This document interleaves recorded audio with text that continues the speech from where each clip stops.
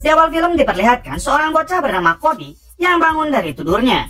Sebelum berangkat ke sekolah, Cody sarapan terlebih dahulu bersama keluarganya. Di balik itu terdapat seorang ibu-ibu yang meninggalkan anaknya di dalam mobil untuk pergi sebentar. Tanpa sengaja si anak yang ada di dalam mobil menginjak tuas rem, sehingga mobil tersebut melaju mundur.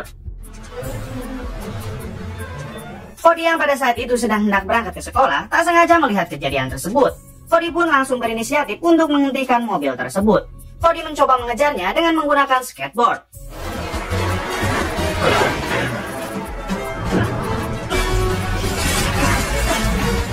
Setelah berusaha dengan maksimal, Cody berhasil naik ke atas mobil itu dan menghentikan mobilnya, tepat sebelum kereta menabrak mobil tersebut. Setelah itu, Cody tidak menampakkan diri dan memilih mengambil skateboardnya untuk segera pergi ke sekolah.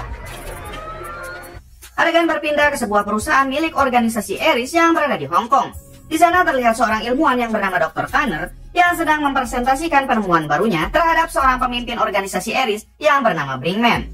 Di sini, Dr. Connor berhasil menciptakan alat nanobot yang bisa menyerap atau memakan tumpahan minyak di lautan. Brinkman yang belum puas meminta Dr. Connor untuk mengembangkan penemuannya itu agar bisa menyerap atau memakan apa saja. Di balik itu, di kantor CIA, para agen sedang melakukan rapat. Rapat itu dipimpin oleh seseorang yang bernama David. Dan ternyata mereka semua sedang membahas tentang alat baru yang diciptakan Dr. Connor, yaitu nanobot. Mereka khawatir karena belum mengetahui apa tujuan dari Dr. Connor dan organisasi Aries. Karena Dr. Connor sendiri terkenal sangat tertutup. Maka dari itu, Ketua David berencana untuk mencari tahu informasi melalui putri Dr. Connor yang bernama Natalie, yaitu dengan menugaskan salah satu agen ciliknya yang bernama Cody. Di sini Cody akan ditugaskan untuk mendekati Natalie, anak si dokter itu. Terungkap fakta kalau selama ini CIA sudah merekrut dan melatih agen-agen cilik yang dianggap kompeten agar tidak mudah terlacak musuh.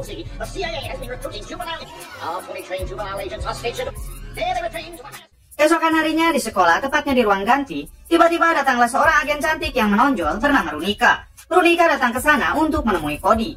Di sini teman-teman Cody mencoba menggoda Runika yang menonjol itu. Runika yang merasa kesal langsung memberi pelajaran kepada mereka. Setelah itu Runika membawa Cody ke kantor CIA untuk melakukan rapat.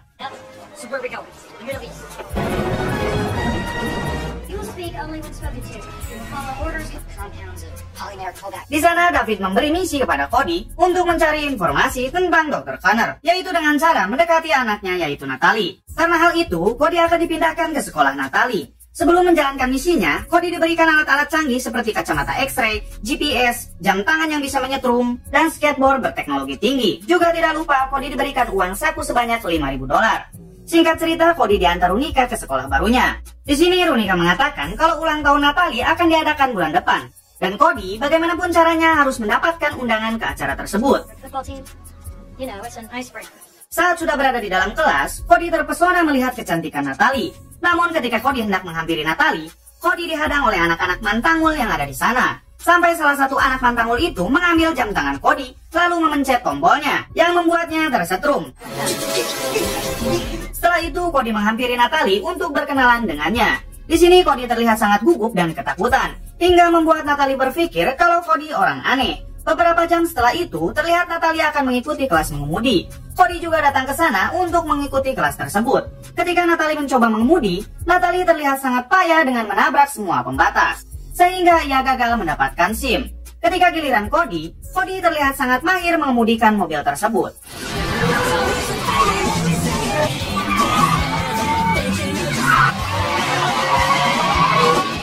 Natalie yang melihat kemahiran Cody nampak sangat terkesan. Setelah beberapa hari, Cody yang tak kunjung mendapatkan undangan ulang tahun dari Natalie, Runika berinisiatif memberikan nomor WA Natalie agar Cody bisa segera menghubunginya. Setelah itu, Cody mencoba untuk menghubungi Natalie, namun saat telepon itu diangkat, Cody merasa grogi dan langsung mematikan teleponnya.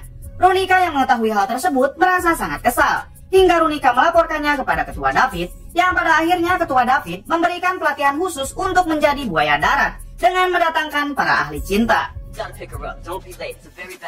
Keesokan harinya saat Cody di sekolah, Cody melihat Natalie sedang memasangkan sebuah spanduk. Natalie terpeleset hingga membuat Cody bergegas untuk menyelamatkannya.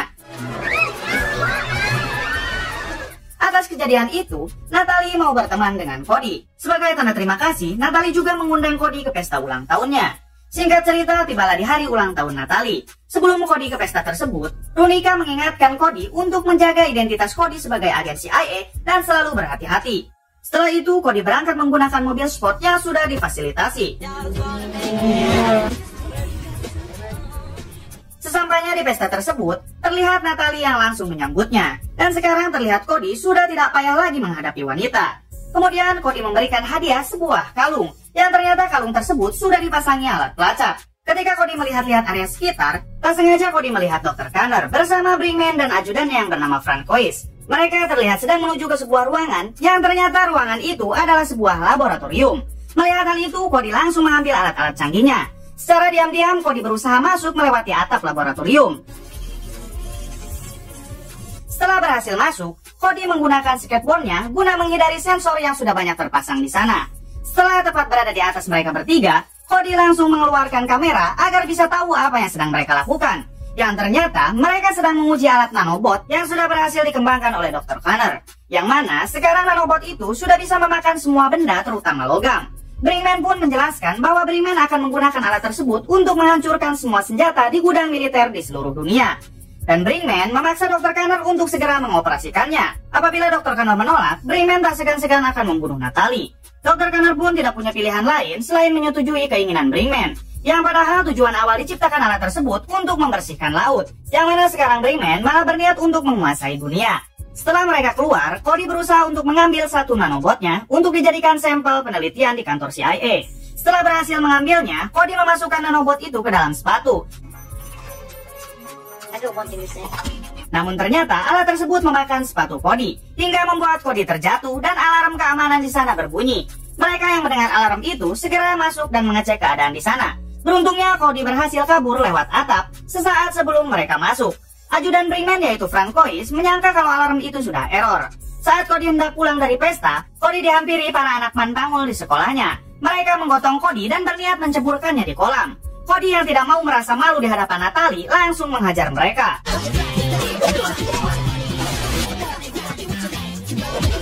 Namun karena ulahnya itu, Cody harus dipecat sebagai agen CIA. Yaitu karena Cody telah melakukan keonaran dengan menghajar para anak mantangul itu. Karena ternyata kejadian tersebut sudah tersebar di berbagai media yang membuat identitas Cody bisa saja terbongkar. Di sini Runika meminta Cody untuk tidak ikut lagi dalam misi tersebut.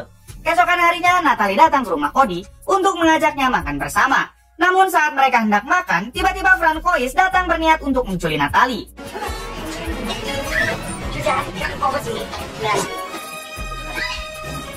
Di sini Cody berhasil kabur, namun Natalie sendiri tertangkap oleh mereka. Tujuan mereka menculik Natalie tak lain untuk mengancam Dr. Connor agar segera cepat mengoperasikan nanobotnya. Di balik itu, karena Cody pulang ke rumah tengah malam dengan keadaan babak belur, Cody pun dihukum orang tuanya untuk tidak keluar rumah. Saat masuk ke dalam kamar, Cody melihat adiknya sedang memainkan alat-alat canggih miliknya. Di sini Cody langsung mengambil alat tersebut guna mengetahui lokasi Natalie sekarang. Setelah mengetahui lokasi Natalie, Cody berniat pergi menolongnya. Namun hal tersebut dilarang oleh adiknya dengan mengancam akan dilaporkan ke orang tuanya, karena Cody masih dalam hukuman. Untuk menutup mulut adiknya, Cody memberikan uang $5.000 yang sebelumnya Cody dapatkan dari CIA. Setelah itu, Cody mampir ke kantor CIA untuk mengambil alat-alat canggih yang dirasa Cody butuhkan. Setelah mendapatkan alatnya, Cody langsung bergegas ke markas organisasi Ares yang berada di Gunung Salju.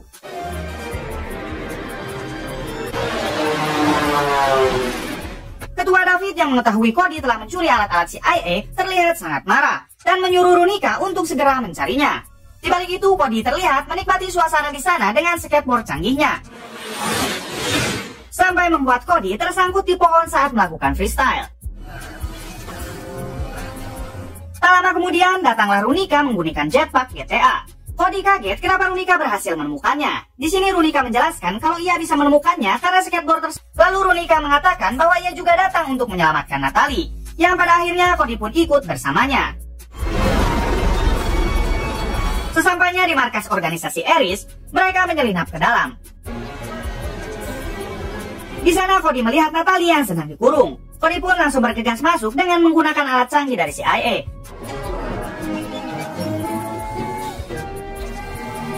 Sementara Runika sedang memasang beberapa bom di markas tersebut, yang ternyata Brinkman dan ajudannya sudah mengetahui keberadaan mereka lewat CCTV. Di sini Brinkman memerintahkan Francois dan yang lain untuk segera menangkapnya, yang pada akhirnya mereka berhasil ditangkap. Di sini Cody berhasil melepaskan diri dengan alat CIA. Runika yang melihat Cody lolos segera melemparkan remote control bomnya. Singkat cerita, Brinkman mengancam Dr. Connor untuk segera menyelesaikan tugasnya. Dan kalau tidak, Brinkman tak segan-segan untuk membunuh Natalie dengan nanobotnya. Tiba-tiba Cody datang dan langsung menekan tombol bomnya, hingga membuat sebagian markasnya hancur.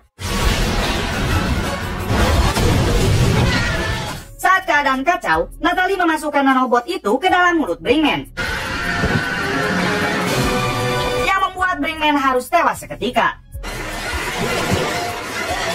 Sebelum Cody dan yang lain kabur, Cody memasang bom yang dapat menghancurkan seluruh markas organisasi Ares. Namun ketika mereka hendak keluar menggunakan helikopter, pintu keluar di sana tidak bisa terbuka dengan penuh karena tersangkut sesuatu.